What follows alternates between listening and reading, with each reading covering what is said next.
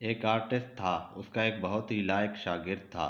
اس شاگرد نے اپنے استاد سے اجازت لی کہ مجھے اجازت دیں کہ میں ایک تصویر بناؤں اور تمام لوگوں کے سامنے رکھوں تاکہ لوگ ہمیں بتا سکیں کہ اس میں کیا کمی ہے، اور مجھے اپنے ہنر کا بھی پتہ چل جائے گا کہ کتنا ہنر آتا ہے مجھے۔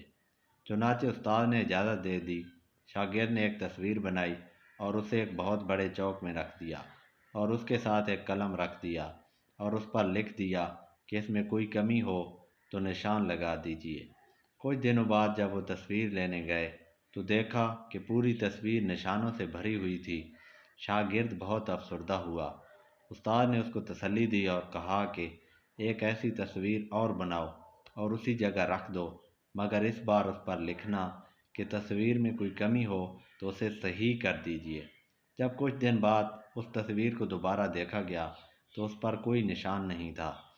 اس بار شاگرد خوش ہوا اور استاد سے پوچھا کہ یہ کیا؟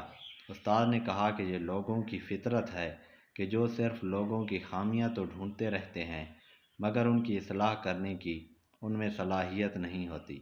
کسی کا عیب تلاش مت کیجیے بلکہ اپنی اصلاح کی کوشش کیجیے اور اپنے عیبوں پر نظر ڈالیے۔